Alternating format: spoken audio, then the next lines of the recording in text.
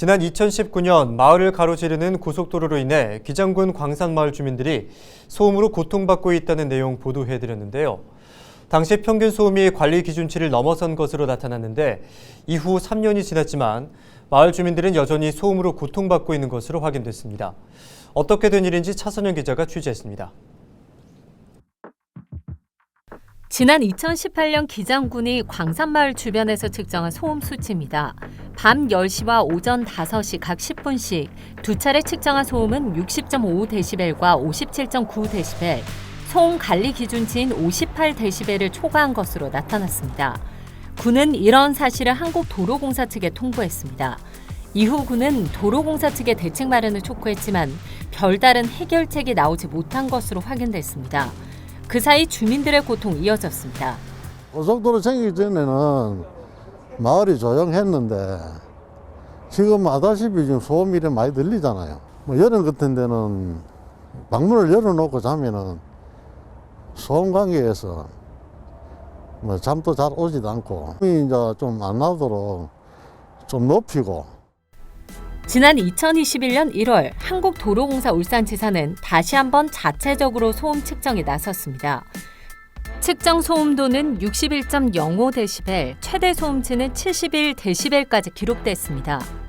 이전 기장군 측정치보다도 높게 나타난 겁니다. 공사 측은 정밀 소음 측정이 필요하다며 같은 해 7월 외부 업체에 소음 측정을 의뢰했습니다. 그 결과 밤 10시와 오전 5시를 기준으로 평균 측정 소음도는 54.6dB, 관리 기준을 넘지 않은 것으로 나타났습니다. 하지만 이 시간대 측정한 최대 소음은 77dB로 오히려 이전 결과보다 더 커졌습니다. 도로공사 측은 평균 소음이 관리 기준을 초과하지 않은 만큼 책임이 없다는 주장입니다. 다만 주민들이 직접 환경분쟁조정위원회에 피해 조정을 할 수 있다고 밝혔습니다. 주민들은 도로공사 측의 정밀 소음 측정 자료를 제대로 전달받지 못해 그 결과를 신뢰할 수 없다는 입장입니다. 일제 외창문 그대로 있는 집도 있고 보강해가지고 사실에 갖다 이중해놓은 창문이 있어도 집 자체 벽이 다 얇기 때문에 그 소음이 엄청난 발생됩니다. 사람이 사는 게 우선이지 자꾸 법을 먼저 따지니까 지금 사람이 소음에 시달려가지고 민원을 제기하는데 그거를 해결하고 뒤법을 따져야 되는데.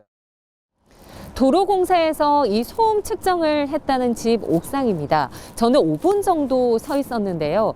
이 고속도로의 이음 구간을 지날 때마다 이 차량의 덜컹거리는 소음이 심각한 수준입니다.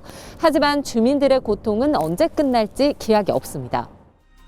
현재 광산마을에 거주하는 52세대, 주민들 대다수가 형편이 어려워 이주도 쉽지 않습니다.